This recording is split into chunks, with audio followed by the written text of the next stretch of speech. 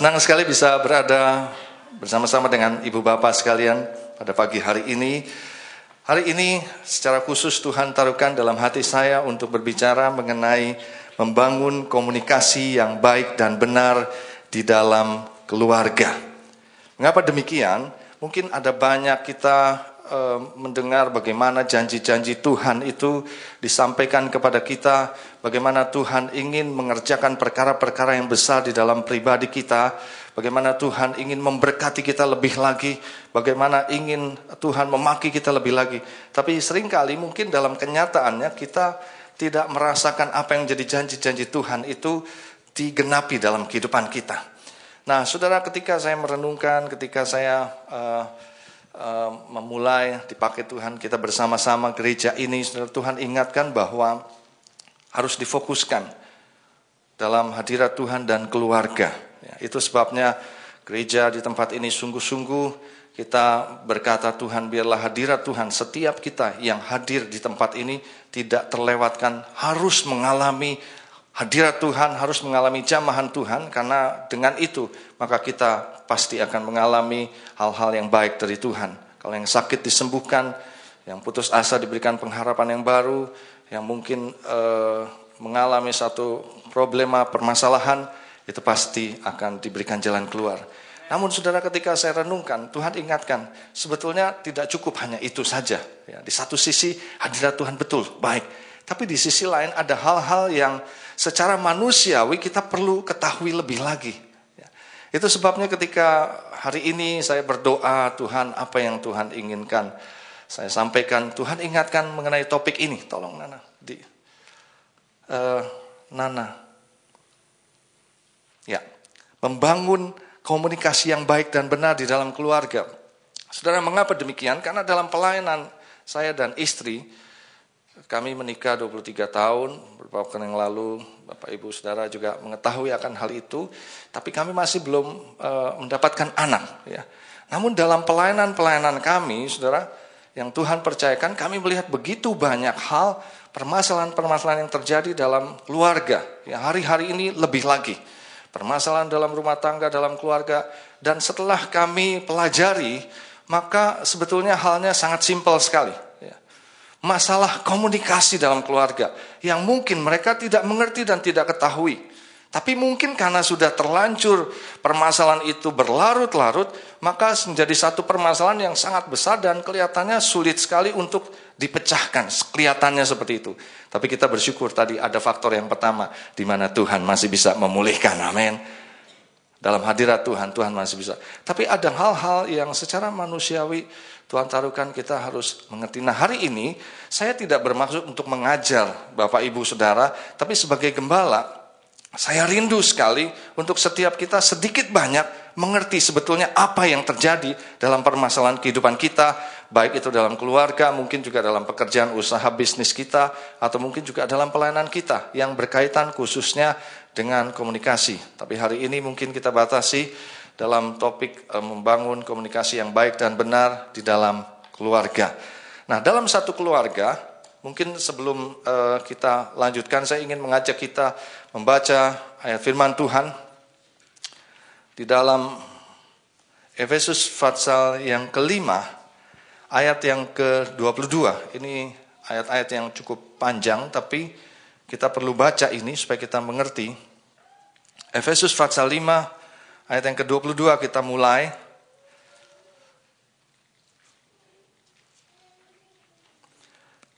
Nanti sampai dengan ayatnya yang ke-33, lalu kita sambung dengan Efesus pasal yang ke-6, ayat 1 sampai dengan 4. Kita baca bersama-sama, 1, 2, 3. Hai istri, tunduklah kepada suami, seperti kepada Tuhan. Karena suami adalah kepala istri, sama seperti Kristus adalah kepala jemaat. Dialah yang menyelamatkan tubuh. Karena itu, sebagaimana jemaat tunduk kepada Kristus, demikian jugalah istri kepada suami dalam segala sesuatu.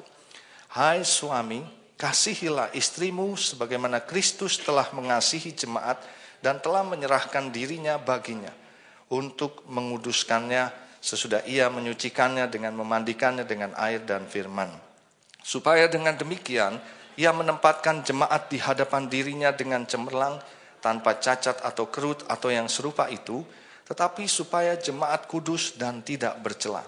Demikian juga, suami harus mengasihi istrinya sama seperti tubuhnya sendiri. Siapa yang mengasihi istrinya, mengasihi dirinya sendiri. Sebab tidak pernah orang membenci tubuhnya sendiri, tetapi mengasuhnya dan merawatinya sama seperti Kristus terhadap jemaat, karena kita adalah anggota tubuhnya. Sebab itu laki-laki akan meninggalkan ayahnya dan ibunya dan bersatu dengan istrinya, sehingga keduanya itu menjadi satu daging. Rahasia ini besar, tetapi yang aku maksudkan ialah hubungan Kristus dan jemaat. Bagaimanapun juga, bagi kamu masing-masing berlaku, kasihilah istrimu seperti dirimu sendiri, dan istri hendaklah menghormati suaminya. Ayat 1-4, hai anak-anak, taatilah orang tuamu di dalam Tuhan, karena haruslah demikian. Hormatilah ayahmu dan ibumu. Ini adalah satu perintah yang penting seperti yang nyata dari janji ini, supaya kamu berbahagia dan panjang umurmu di bumi. Dan kamu bapak-bapak, janganlah bangkitkan amarah di dalam hati anak-anakmu, tetapi didiklah mereka dalam ajaran dan nasihat Tuhan. Ketika kita membaca ayat-ayat ini, biasanya ayat-ayat ini saya sampaikan pada waktu pemberkatan nikah. Tapi hari ini kita sama-sama mendengar. Nah, dalam ayat-ayat yang baru saja kita baca tadi, sebetulnya mengandung arti, saudara, kalau tidak ada komunikasi yang baik di dalam keluarga, maka hal-hal yang tadi kita baca itu tidak akan bisa terlaksana dengan baik. Saya mau katakan bahwa dalam satu keluarga ada peran-peran yang harus dijalankan, antara lain, Nana tolong diikutin saya. Ya. Lanjut. Peran dalam keluarga sebagai suami istri. Peran dalam keluarga orang tua dan anak. Peran ayah ibu. Tolong diikutin. Ya, terus lagi. Orang tua dan ayah ibu dan kakak adik. Ini yang saya katakan sebagai dalam keluarga ini. Ya, kita batasi seperti ini. Suami istri, orang tua anak, ayah ibu dan kakak adik. Nah, kalau ini tidak ada komunikasi yang baik, maka ini bisa jadi masalah. Dalam bentuk apapun juga, keluarga adalah satu komunitas yang terkecil yang Tuhan ciptakan di dunia ini. Itu sebabnya saya katakan, nah tolong diikutin saya terus. Ya, terus. Nggak usah diganti-ganti, ya ikutin. Kita baca yang di bawah ini. 1, 2, 3. Komunikasi merupakan hal yang sangat penting dalam hal mengokohkan atau meruntuhkan satu keluarga. Sudah ini betul. Inilah yang saya temukan hari-hari ini. Mengapa kalau kita berbicara mengenai keluarga, nanti kita bisa perluas untuk hal-hal yang lain. Bisa kokoh dan bisa runtuh, itu masalah komunikasi. Itu sebabnya saya sangat percaya ketika Tuhan taruhkan hal ini. Tuhan ingatkan komunikasi ini merupakan hal yang sangat penting dalam hal mengokohkan atau meruntuhkan satu keluarga. Apa yang dimaksud dengan komunikasi sebetulnya? Pengertian dari komunikasi setelah saya baca beberapa definisi, lalu kalau disimpulkan kira-kira seperti ini. Ya, kita baca bersama-sama. Ini udah hasil dari kesimpulan, ada banyak sekali definisi-definisi komunikasi dari beberapa ahli-ahli komunikasi. Tapi kalau disimpulkan kira-kira seperti ini. Kita baca aja sama-sama. 1, 2, 3.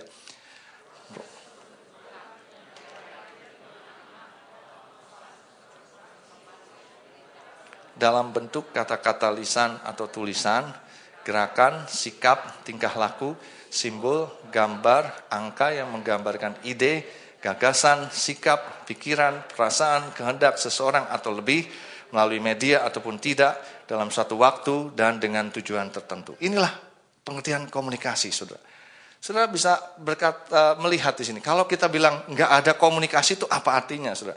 Komunikasi itu adalah satu proses. Proses di mana, balik lagi kalau saya belum bilang jangan.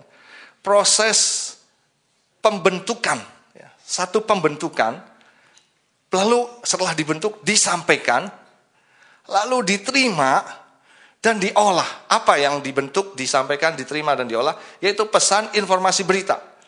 Dalam bentuk apa ini? Bisa dalam bentuk kata-kata lisan, tulisan, gerakan, sikap, tingkah laku, simbol, gambar, atau angka. Semua itu menggambarkan ide, gagasan, sikap, pikiran, perasaan, kehendak seseorang atau lebih. Baik itu disampaikan tadi itu melalui media ataupun tidak, dalam satu waktu tertentu dan dengan tujuan tertentu. Nah, kita lihat bagannya. Saudara, inilah komunikasi. Ini ada dua gambar. Sebenarnya simpelnya adalah komunikasi ini katakanlah menyampaikan ini ke sini, dari ini ke sini. Lalu ini menerima.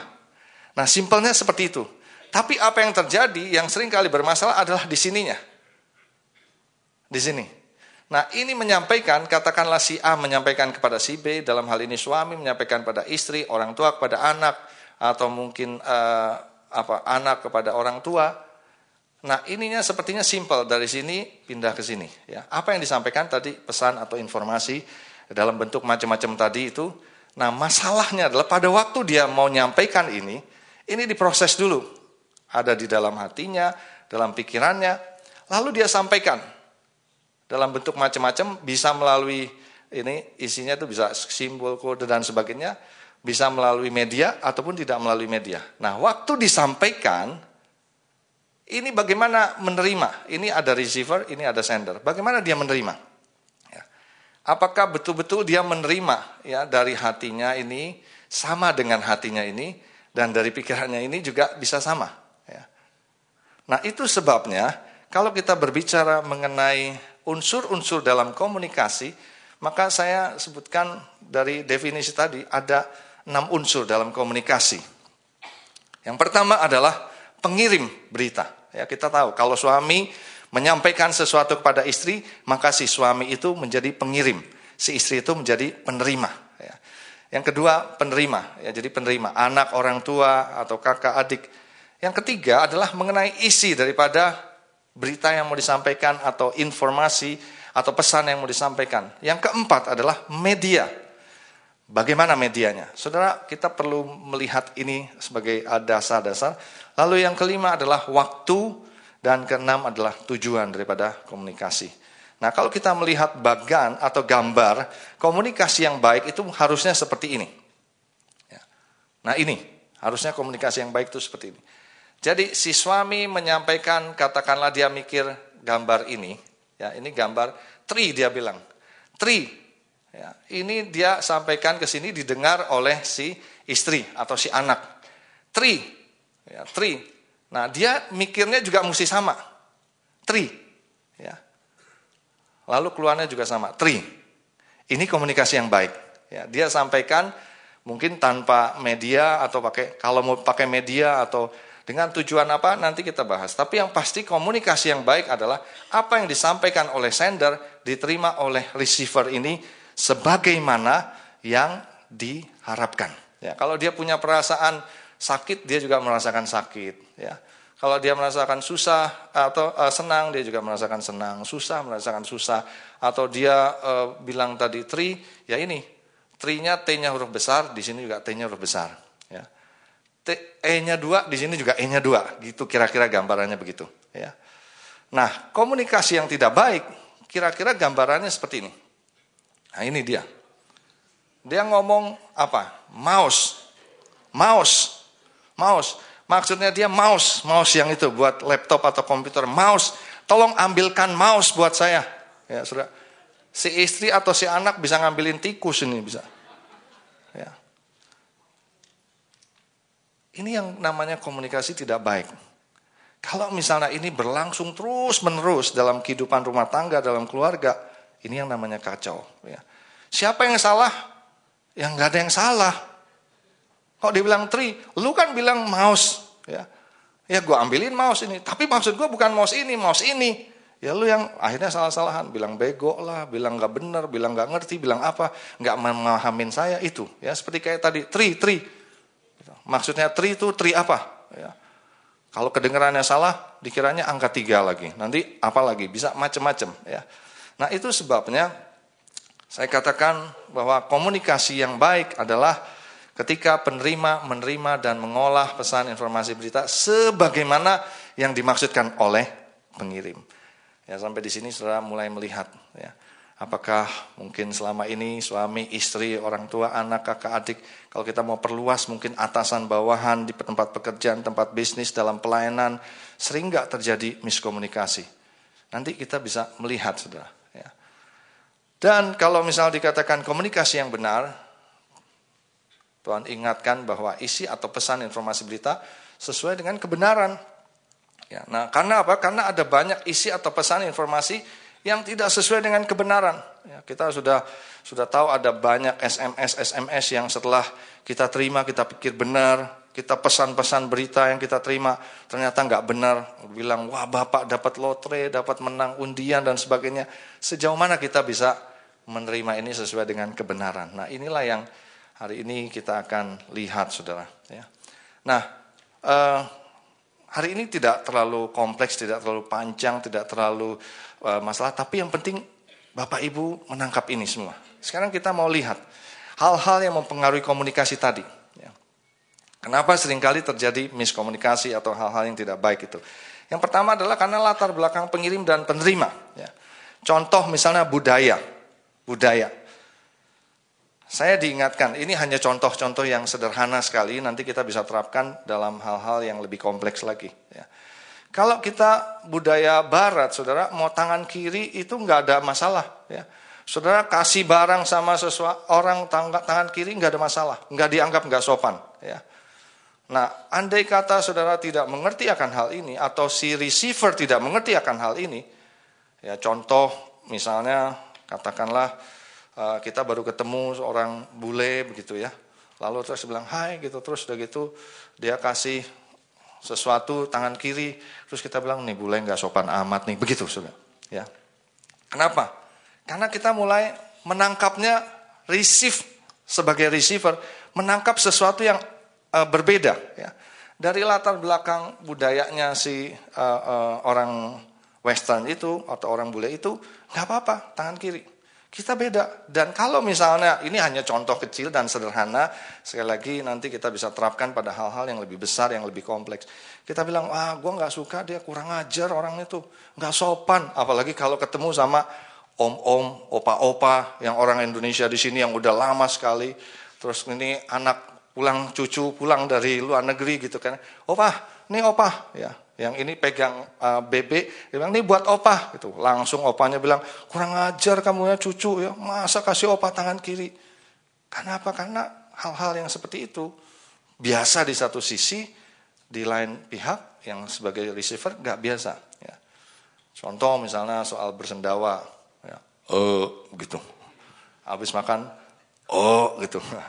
Kalau di orang timur, orang yang Chinese toto, itu gak ada masalah. Kalau habis kenyang nih, gitu langsung. Tapi coba kalau kembali lagi di orang-orang kalangan orang-orang yang di barat itu langsung nih orang kurang ajar. Udah langsung image-nya nggak bener, ya. Pasti nggak bener. Mungkin kalau misalnya di orang Jepang atau orang Chinese kalau minum sup itu nyiplak itu enak sekali. Ya, saya kalau ke Taiwan di sini ada orang Taiwan tuh. Ya. Kalau makan sudah nggak bisa diem mulutnya. Saya kadang-kadang bingung, saya nggak biasa dengar gitu, tapi mereka begitu. Ya. Nah hal-hal seperti itu bisa membuat kita nggak suka, saya nggak cocok sama orang ini. Ya. Tapi itulah mau nggak mau, gestures kita. Saya waktu beberapa waktu yang lalu ke Belanda, saya dikasih tahu. Waktu saya bilang, Pak sini Pak, terus dibilangin begini, Pak jangan begini. Kalau begini tandanya tuh ngusir. Saya bilang, kenapa ngusir? Iya kalau di Belanda di sini kalau begini tandanya ngusir. Maksudnya sono pergi gitu. Ya. Kalau mau manggil gini Pak. Coba saudara bayangin, Pak sini Pak, sini. Kita ngomongnya sini, tapi kita bilangnya begini, sini Pak, sini. Dianggapnya diusir. Ya. Bisa jadi hal-hal seperti itu membuat hubungan kita jadi nggak harmonis, nggak baik. Nah kalau hal-hal seperti ini, hal-hal yang sangat sepele itu terjadi dalam rumah tangga kita, ya, apalagi kalau yang mungkin menikah dengan orang yang belum terlalu lama kita kenal, lalu rasanya udah cocok gitu ya. Terus ketemu hal-hal yang seperti ini, kalau kita nggak mengerti latar belakang budaya daripada pasangan kita atau mungkin orang-orang yang dekat dengan kita, itu jadi masalah. Lalu kita bilangnya apa? Gua nggak cocok, ya. Saya nggak cocok. Gampang aja bilang nggak cocok. Pendidikan, kalau kita berbicara pendidikan, ya ada yang jenjangnya tinggi, jenjangnya mungkin kurang tinggi. Nah kalau misalnya pasangan kita juga, misalnya ada perbedaan seperti itu, kalau kita tidak pahami, repot saudara. Ya. Yang satu ngomongnya, waduh udah melambung kemana-mana, yang lain cuma bengong aja.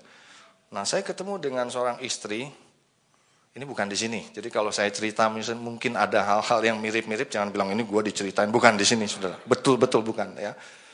Ini juga terjadinya udah cukup lama. Ketika ada orang konseling, akhirnya terjadi keributan rumah tangga. Kenapa? Karena si suami ini ya dari sisi jenjang karir dengan pendidikannya itu diangkat terus, akhirnya menjadi direktur. Nah si istri saudara, maaf mungkin dia sama-sama start dari bawah dengan suaminya itu, tapi dia nggak mengembangkan dirinya. Jadi maaf Inggris nggak terlalu bisa, sama sekali nggak bisa gitu. Lalu etika pergaulan juga nggak ngerti. Dan dia sangat stres kalau misalnya dia diajak makan ya, dengan kelompok, dia stres, dia bingung mungkin cara makannya gimana. Akhirnya apa saudara? Dia bilang sama suaminya kalau diajak-ajak pergi atau ketemuan, dia bilang nggak mau. Nggak ada, aku banyak kerjaan di rumah. Ya. Itu kan sendingnya begitu ya, aku banyak kerjaan di rumah. Padahal dia nggak menyampaikan seperti itu. Akhirnya dia malu dan singkat cerita dia makin rasanya makin tertekan. Ya. Suaminya pergi-pergi sendiri terus, akhirnya ketemu dengan yang lain dan akhirnya suaminya dia bermasalah, dia lupa istrinya. Kenapa? Karena ada leveling yang nggak sama. Di mana istri nggak bisa ngikutin jenjang daripada suaminya ini, saudara. Ya, baik karirnya maupun dalam pendidikannya. Nah minimal, saudara, ketika ini bukan berarti kita, kalau gitu kita jangan cari. Ya saudara, sedikit banyak kita harus sesuaikan supaya tidak menjadi permasalahan. Mungkin suami punya pendidikan teknik, kita istri atau anak tidak memiliki non teknik, bahasanya bisa beda. Ya ketika kita berbahasa berbeda itu bisa menjadi masalah. Ya. Memang lu dasar sih lu nggak ngerti sih lu, gitu. Ya kita bisa ngomong gitu. Yang ketiga mengenai pengalaman. Ya. Pengalaman daripada si pengirim dan penerima. Kalau misalnya punya pengalaman yang bagus, yang positif, yang berprestasi, yang dikenal orang, yang rasanya wah itu. Nah ada juga pengalaman-pengalaman yang traumatik, yang pernah dilecehkan secara seksual, yang pernah mengalami kecelakaan, yang pernah nggak naik kelas, yang pernah dimaki-maki, yang pernah dikutukin, itu mempengaruhi. Jadi ketika dia ngomong, dia menyampaikan sesuatu atau diterima atau menerimanya, itu pasti ada berbeda. Ya, tadi kita sudah kasih gambaran bagaimana seseorang itu bisa menilai dan menerima pesan atau mengirim pesan sebagaimana yang tidak bisa diharapkan. Kemudian yang ketiga adalah kemampuannya. Ya, kemampuan orang tersebut dalam sebagai sender maupun sebagai receiver. Kalau dia mahir ketemu dengan yang tidak mahir atau yang sebaliknya, sudah rasanya orang itu bisa bawaannya panasan. Ya, gini aja nggak bisa. Saya ingat saudara pada waktu saya ya masih kecil gitu, saya punya adik 3. Nah adik-adik di bawah saya itu, saya biasanya harus ngajarin. Di sini ada adik-adik saya juga, saudara. Nah saya ingat adik saya yang kecil kalau lagi belajar susah dia nanya sama saya. Lalu kita bilang, ini gini, harus gini. Nggak bisa kok, nggak bisa. Gimana sih gini aja nggak bisa? Mesti bisa. Lalu dia nangis, saudara. Waktu nangis dia bilang, kalau aku bisa aku nggak bakalan tanya, katanya begitu, saudara. Ya. Baru saya sadar, saudara. Ya benar. Kita yang kadang-kadang jenjangnya tinggi, mungkin lebih tinggi. Kita bilang gini aja nggak bisa. Bodoh banget kamu. Gitu aja nggak mampu. Gini aja nggak ngerti. Saudara, kalau misalnya kita punya istri atau suami yang seperti itu atau punya anak seperti itu, kadang-kadang kita menganggap anak itu sebagai yang gini aja kamu gak bisa. Waduh, kalau bisa dia gak akan nanya papa mamahnya. Ya.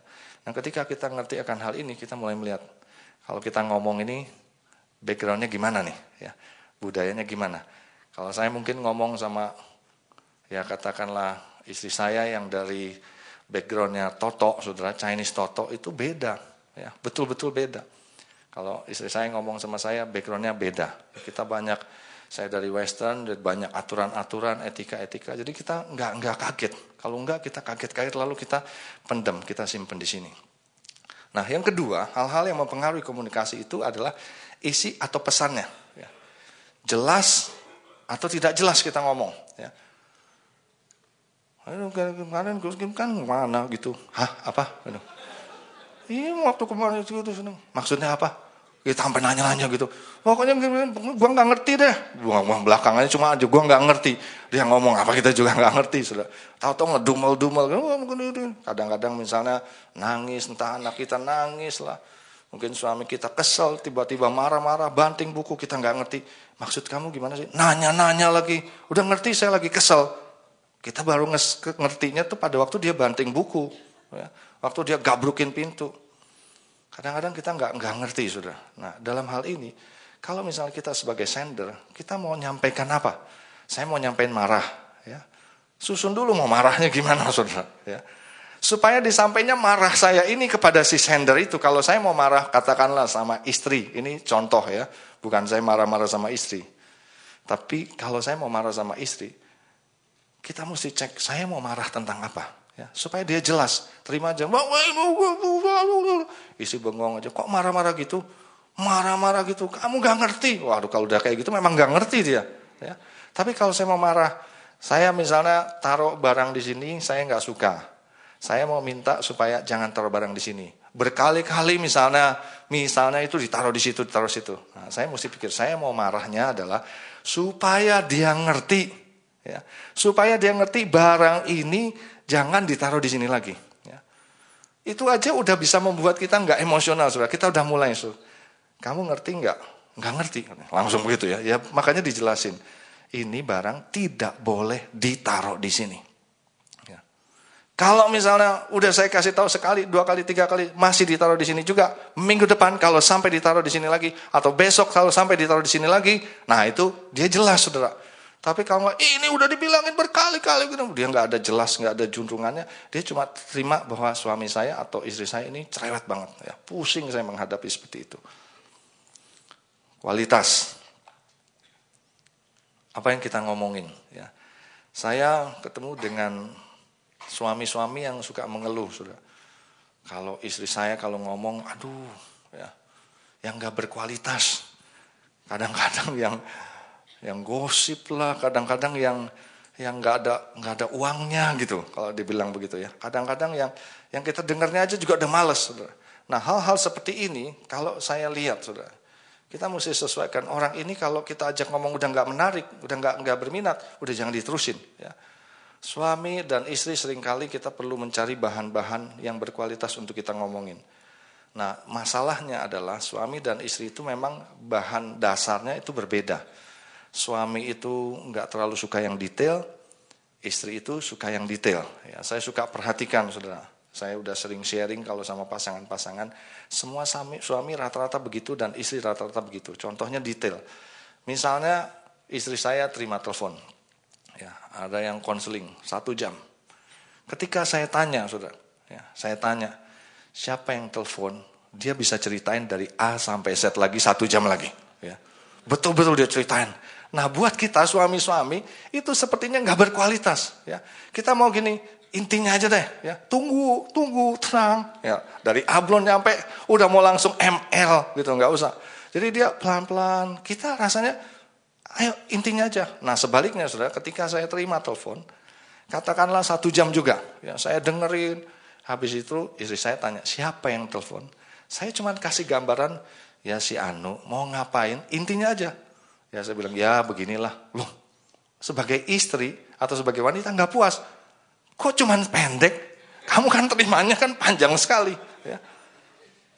Ya memang begitu.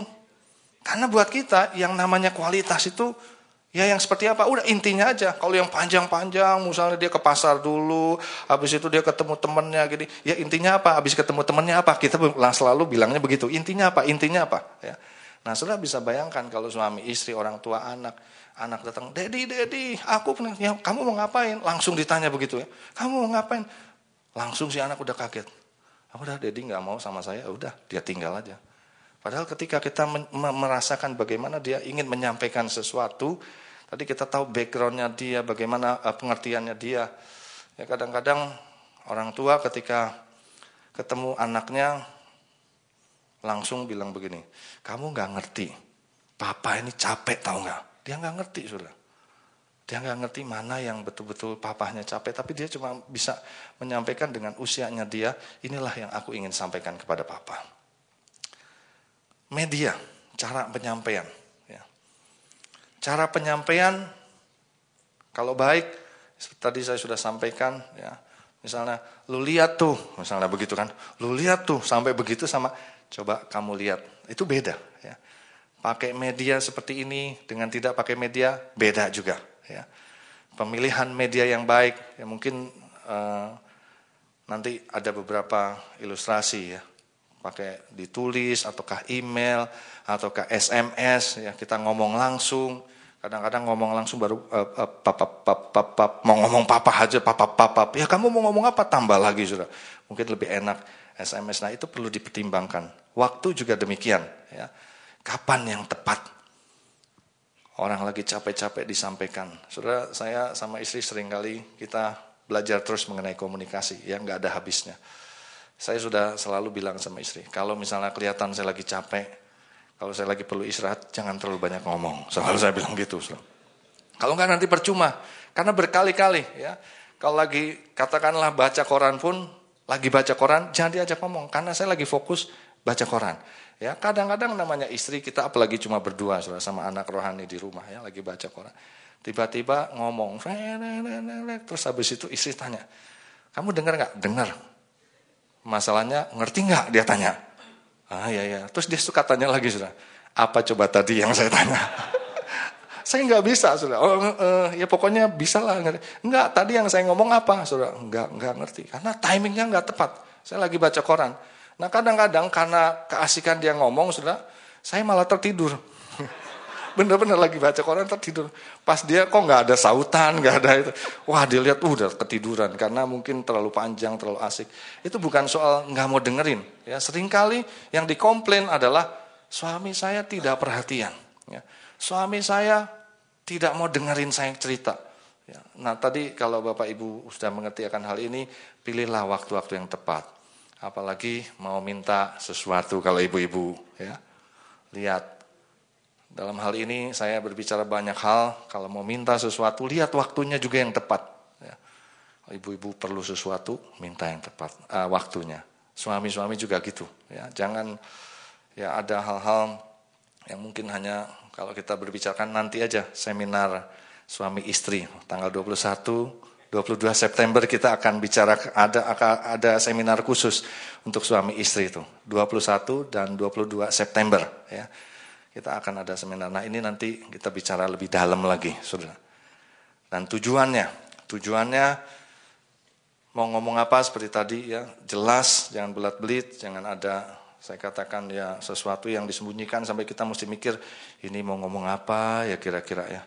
Dia mau cerita apa, dia mau ngomong apa sampai kita renggang-renggang begitu. Karena tadi prinsip daripada komunikasi itu harus apa yang disampaikan diterima dengan baik apa adanya. Ya. Nah, beberapa gambaran contoh-contoh yang saya temui dan juga saya diberitahu mengenai kasus-kasus miskomunikasi. Ya.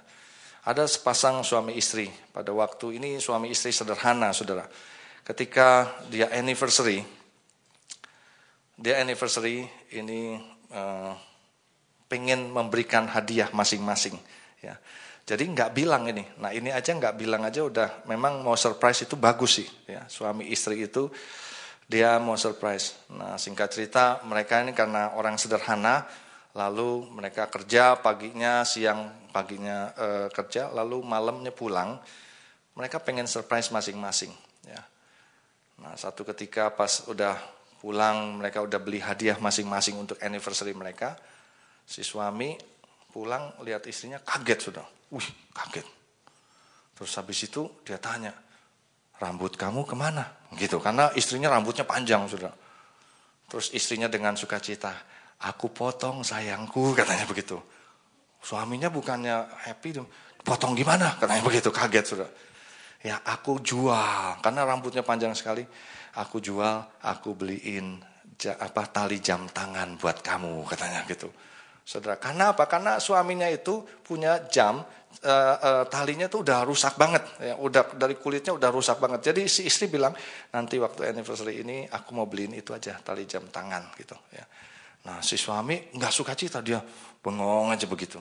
Lalu si suami ditanya sama istrinya, kenapa kamu nggak bersuka cita? Dia bilang, aku justru jual jam tanganku untuk beliin jeput rambut buat kamu, katanya begitu, saudara. Jadi dua-duanya ya, jadi gimana dong, katanya rambut udah hilang, ini cuma pegang tali jam tangan aja. Ya. Dalam hal ini, saudara, itu karena ini hal yang positif ya. Kita berbicara hal-hal yang negatif, lebih lagi ini hal yang positif aja sampai terjadi seperti itu. Ada lagi, ini pokoknya yang saya ceritain ini benar-benar kejadian ya. Yang tadi itu di daerah. Nah ini ada satu ibu anniversary lagi, saudara. Ya. Jadi si suami ini ya cukup berada. Jadi dia bilang mau kasih apa, lalu dia mungkin udah kasih ini setahun sekian tahun udah dikasih, banyak yang dikasih. Lalu tiba-tiba dia ingat kesukaan istrinya. Ya. Jadi waktu itu dia bilang gini aja deh, kali ini aku mau bikin surprise. Istriku ini suka kepala ikan. Ya. Jadi dia pergi ke restoran hotel yang di Jakarta yang cukup terkenal. Lalu dia pesenin sama chefnya itu, tolong bikinin menu kepala ikan yang very special. Ya, singkat cerita, malam mereka ketemu, saudara. Habis itu mereka di meja makan sama anak-anak sama istrinya. Suaminya bilang, aku bawa ini, very surprising. Kalau barang-barang rasanya udah bosen ya. Pas dilihat, wih, menu kepala ikan. Saudara. Lalu istrinya mengeluarkan air mata. Ya. Suaminya senyum-senyum lagi. Menurut saudara itu air mata sedih atau air mata sukacita ya? Ya.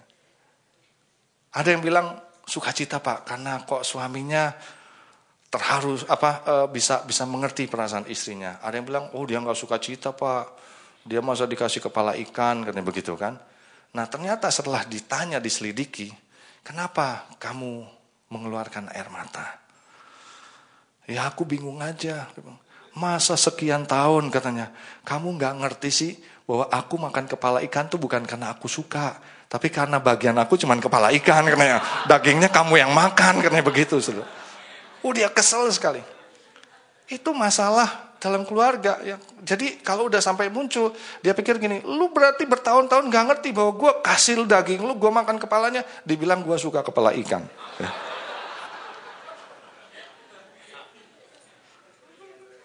Ini cerita tentang Abraham Lincoln, saudara. Abraham Lincoln itu, dia satu kali pernah marahan suami istri. Jadi Abraham Lincoln itu karena marahan dia masih punya kegiatan yang banyak sekali. Jadi dia marahan nggak ngomong gitu, dia tulis surat sama istrinya, paper gitu. Bangunin saya jam 5 pagi, dia kasih ke istrinya, saudara. Karena komunikasi nggak bagus, kasih. Jadi istrinya lihat, diam aja, saudara. Ya udah. Singkat cerita, besokan bangun Abraham Lincoln itu kesiangan. Dia kaget. Dia lihat istrinya lagi tidur aja begitu. Dibangunin. Dia ambil kertas yang dia order itu. Dia tunjukin karena nggak ngomong kan. Dia tunjukin. Terus istrinya lihat gitu. Terus dia tunjuk lagi. Ada kertas di sebelahnya Abraham Lincoln. Tulisannya di sini. Bangun, sudah jam 5 katanya. Begitu, saudara. Benar, saudara. Hal-hal seperti ini adalah gambaran. Wah. Ada lagi, saudara. Ini cerita hamba Tuhan yang di Amerika. Ini sangat mengharukan. Ya. Jadi hamba Tuhan ini baru dapat mobil baru. Ketika dia dapat mobil baru itu, dia sayang sekali. Ya, dia sayang sekali. Nah, antara jarak rumah dia dengan kantornya itu nggak terlalu jauh. Jadi dia biasa nggak naik mobil. Dia hanya jalan kaki kalau ke kantornya. Kapan mobil itu dipakai? Yaitu kalau pergi jauh, keluar kota, atau ada pelayanan yang jauh-jauh.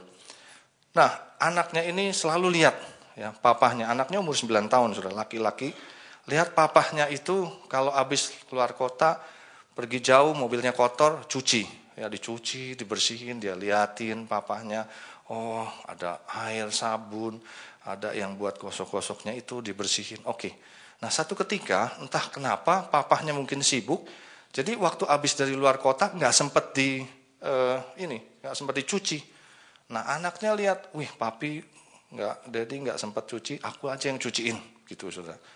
Nah, habis itu papinya pergi, dedinya pergi ke kantor, maminya juga ada urusan, dia sendiri di rumah. Jadi dia lihat, dia mau nolong, nah, terus dia lihat biasanya dedinya ada ember, diambil terus diisi air, ada sabun, disabun. Cuman dia bingung, lah itu yang buat gosok-gosoknya kok nggak ada, cari-cari nggak ada. Tiba-tiba dia ingat, mamahnya kalau di dapur itu, kalau misalnya ada panci kotor yang hitam-hitam itu, ada yang buat gosok-gosok tuh. Jadi kalau misal digosok gitu, wih bisa hilang hitamnya. Dia pikir, nah itu aja nih, ini bagus sekali nih. Jadi dia ambil ini.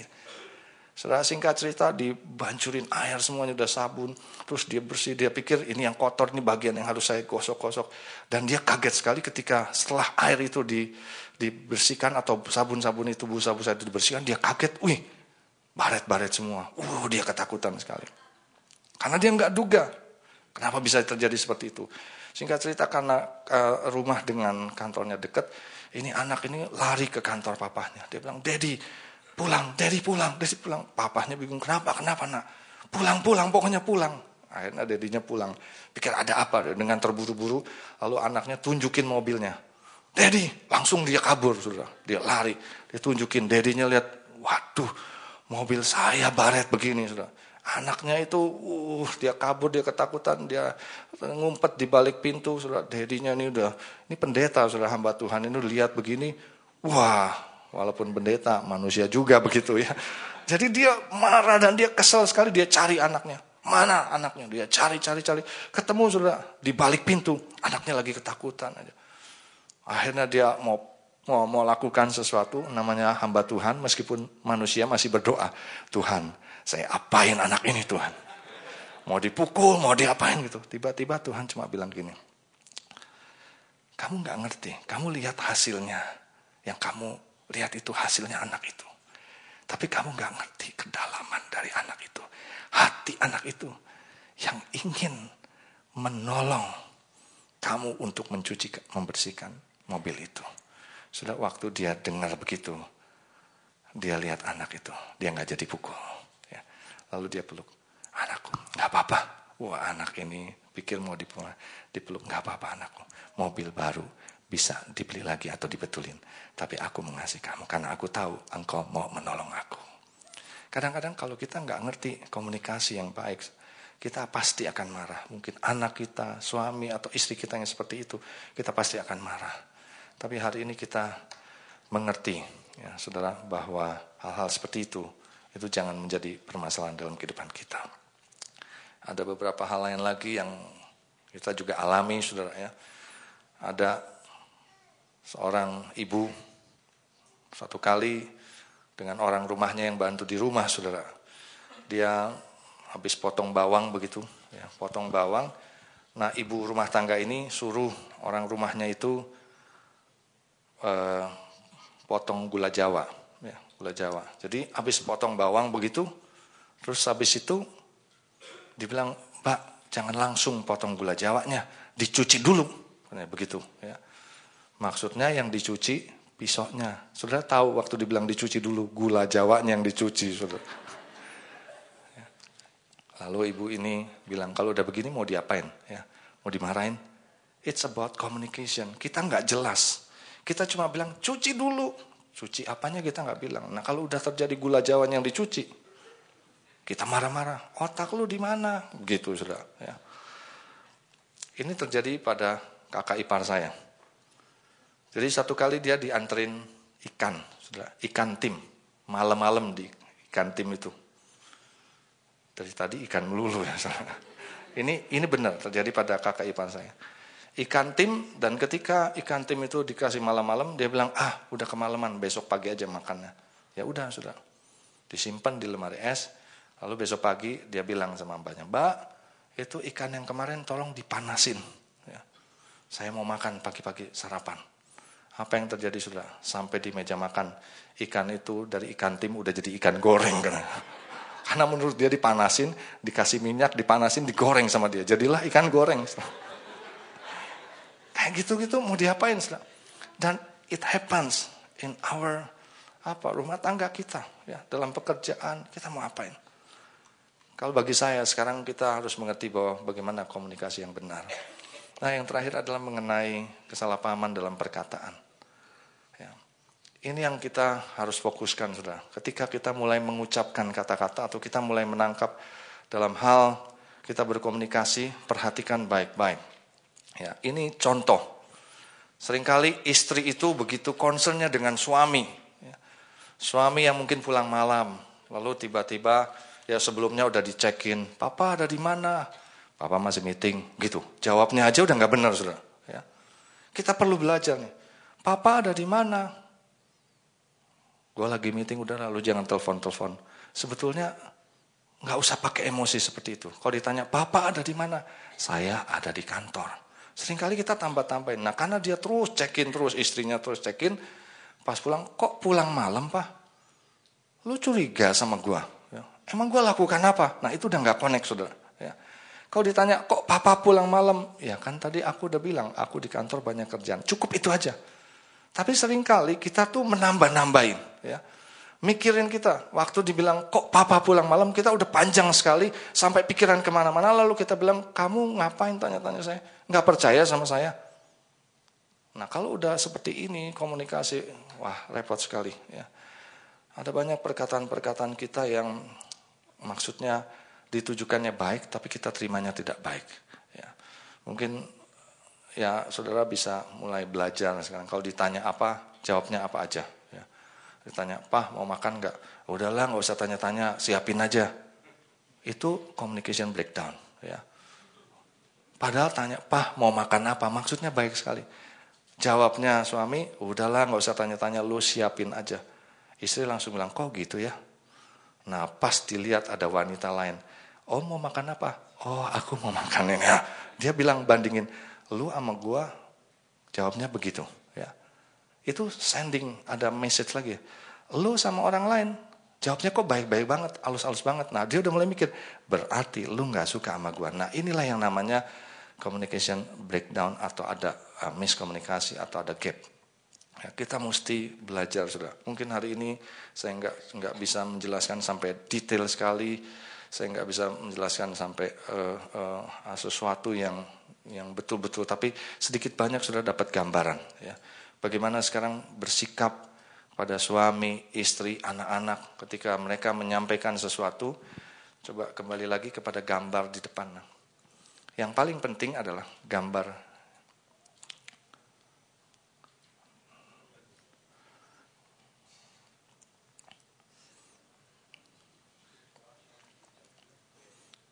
Gambarnya balik.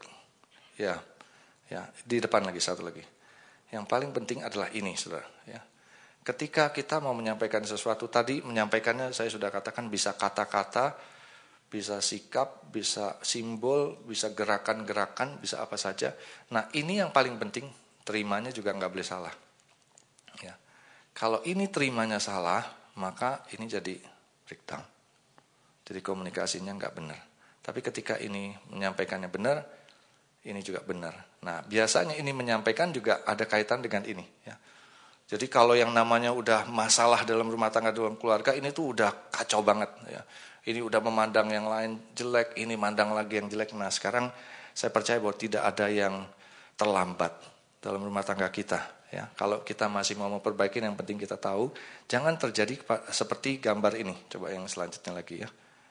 Ya yang tadi ini, ya jangan terjadi seperti ini. Ya. Kita ngomong apa, ditanggepin apa, lalu dibalas apa. Nah ini yang jadi masalah. Nah untuk itu bagaimana kita bisa membangun komunikasi yang baik dan benar. Ya. Yang pertama saya katakan kita harus memiliki niat, komitmen dan usaha untuk berkomunikasi dengan baik. Ya. Harus ada niat dulu. Saudara mau nggak itu memperbaiki? Komitmen nggak? Saya kepingin. Dan usahakan. Kemudian kedua ada keterbukaan, saudara, untuk dikoreksi dan mengoreksi. Saudara, kalau saya sampaikan ini yang saya terapkan dalam rumah tangga saya dengan sebagai suami, istri dan juga orang tua rohani, saya lakukan. Ya. Terbuka untuk dikoreksi dan mengoreksi. Ya, selalu, ya tapi kan kamu tadi ngomongnya begitu. Jangan, coba renungkan waktu kamu ngomong seperti itu, kita coba renungkan. Apa iya? Iya tadi waktu kamu tunjuk-tunjuk begitu. Jangan, kapan saya tunjuk? Wah itu yang enggak. Tapi waktu kamu tunjuk-tunjuk, oh iya kita renungkan ya, mau dikoreksi dan mengoreksi. Yang ketiga, selesaikan trauma masa lalu. Ini kalau masih ada trauma masa lalu, saudara, sulit. Hati yang terluka, apalagi ada dosa, wah ini pasti sulit. Nah selesaikan itu sama Tuhan. Kalau perlu sama sesama, ya, artinya minta maaf. Nah sebagai suami istri atau orang tua anak, ada 3 hal atau 3 kata yang kita perlu sering-sering ungkapkan. I love you, thank you, dan sorry. Ya, ini harus ada. Kalau nggak ada ini, wah ini pernikahan atau keluarga itu jadi hambar sekali. Pertama, I love you. Ya. 2, thank you. 3, sorry. Nah yang paling susah adalah yang ketiga. Ya. I love you bisa gombal-gombalan. Ya. Thank you. Tapi kalau dia bilang say sorry. Nah, suami sama istri biasanya gengsi. Dia yang salah pak. Istri apalagi kalau udah kena gengsinya. Enak aja dia yang salah pak. Kalau nggak ada sorry ini saudara. Itu nggak selesai masalah. Ya. Cukup say sorry. Ya, tapi bukan ya deh kalau gue salah gue minta maaf. Istri atau suami marah. Berarti lu nggak ngerti. Tadi lu bilang kalau gue ada salah kan begitu. Ya. Kita mesti spesifik. Sorry, tadi saya salah. Makanya tadi yang kedua itu harus ada keterbukaan untuk dikoreksi dan mengoreksi. Sadarin. Ya benar juga ya. Tadi saya maki-maki dia di depan umum. Nggak patut. Nah waktu kita bilang sorry, kita bilang sorry. Tadi saya maki-maki kamu di depan umum. Ya. Sorry saya berkata kasar tadi. Sorry saya tadi lempar barang. Sorry tadi saya tendang pintu. Sorry saya nggak perhatikan kamu. Sorry. Ketika sorry itu didengar oleh pasangan kita atau anak kita atau orang tua kita, maka itu mencairkan suasana, saudara. Komunikasi menjadi baik kembali.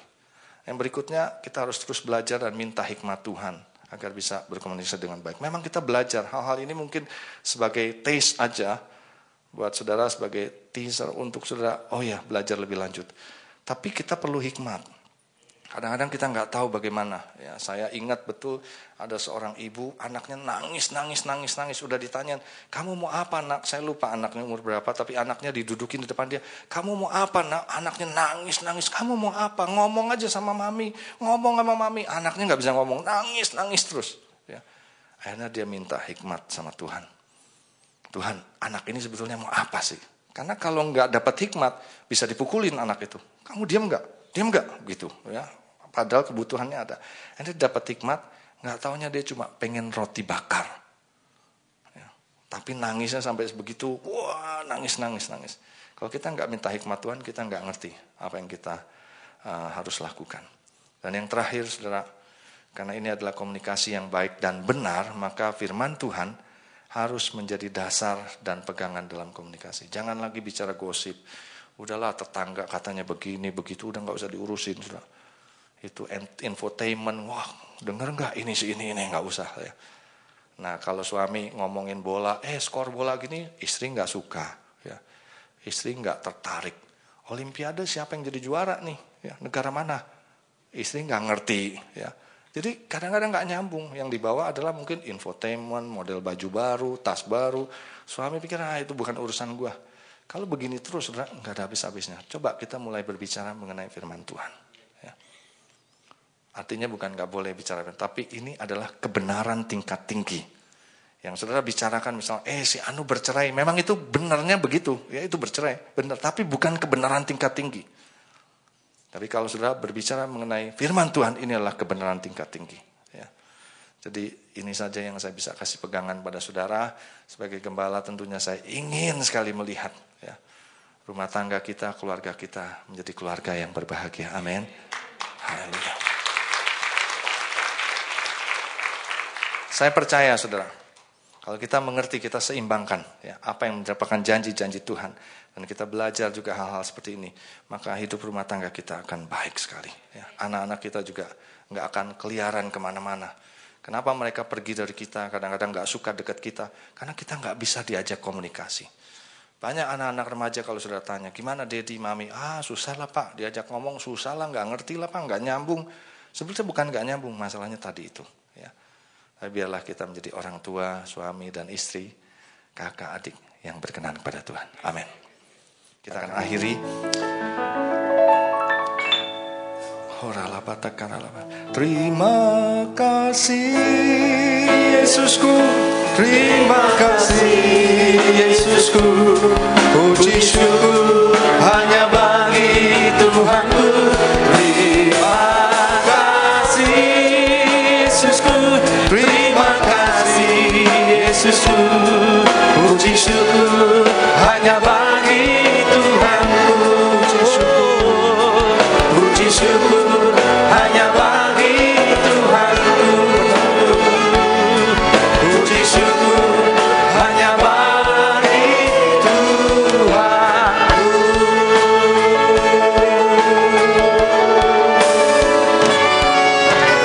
Haleluya. Sekali lagi kami sungguh-sungguh mengucap syukur buat ibadah hari ini Tuhan, yang Engkau berkati setiap kami. Terima kasih Engkau mengingatkan kami kembali supaya kami memiliki komunikasi yang baik di antara anggota keluarga kami. Dan hari ini kami percaya kami telah dipulihkan, dan kami memiliki komunikasi yang baik. Kami akan mengerti dengan pertolongan pimpinan Roh Kudus dan hikmat Tuhan. Kami bisa berkomunikasi dengan istri, dengan suami, dengan anak-anak, dengan orang tua, dengan kakak adik, bahkan mertua, menantu, ipar, semuanya dipulihkan. Bahkan meluas kepada orang-orang di kantor, pekerjaan, usaha bisnis kami, bahkan di masyarakat kami. Kami percaya Tuhan, kami akan melihat perkara-perkara yang besar ke depan ini. Terima kasih buat setiap rumah tangga. Apabila masih ada hal-hal yang belum berkenan di hadapan Tuhan, hari ini juga Tuhan menolong. Karena Engkau adalah jawaban daripada segala sesuatunya dalam hidup kami. Bapa, terima kasih buat hari ini. Kami sungguh-sungguh mengucap syukur buat perjamuan kudus, buat hamba-hamba Tuhan yang melayani Tuhan. Kami juga ingat akan para pemimpin-pemimpin rohani kami. Bapak Pendeta Niko Nyoto Raharjo, Tuhan berkati kekuatan yang melimpah-limpah turun atasnya. Pengurapan dan Kau pakai terus untuk kemuliaan Tuhan. Juga untuk 4 wakilnya. Rayon 1F juga Tuhan kami serahkan ke dalam tangan Tuhan. Kami serahkan juga kota kami, Jakarta, Indonesia, negara kami juga kami serahkan semuanya ke dalam tangan Tuhan. Engkau mengasihi dan Engkau berdaulat atas kota kami dan atas kota Jakarta. Secara khusus untuk pilkada putaran kedua dan juga pemilu 2014, dari sejak saat ini kami serahkan ke dalam tangan Tuhan. Terima kasih Tuhan, sebentar kami berpisah satu sama lain, mengakhiri ibadah ini, kami akan berfellowship satu sama lain. Tuhan berkati setiap hidangan yang disediakan, disucikan, dikuduskan, jadi kekuatan kesehatan tubuh kami. Engkau akan kembalikan kami minggu depan bersama-sama di tempat ini, untuk kemuliaan Tuhan beribadah bersama-sama. Mari kita angkat tangan kita. Saudara yang dikasih Tuhan, pulanglah dan kembalilah ke tempatmu. Jalanilah hari-hari yang ada di depanmu ini bersama-sama dengan Tuhan. Senantiasa memiliki komunikasi yang baik dengan Tuhan dalam keluarga dan juga dengan sesama. Berkat kasih karunia yang berlimpah-limpah dari Allah Bapa kita di surga, di dalam anaknya yang tunggal Tuhan Yesus Kristus, dalam persekutuan yang manis dengan Roh Kudus, turun menyertai saudara sekalian saat ini, sampai Tuhan Yesus datang menjemput di awan-awan, bahkan sampai selama-lamanya. Kita semua percaya dan diberkati, bersama-sama katakan amin. Selamat hari Minggu, Tuhan Yesus memberkati, sampai jumpa minggu depan. I believe you're my healer. I believe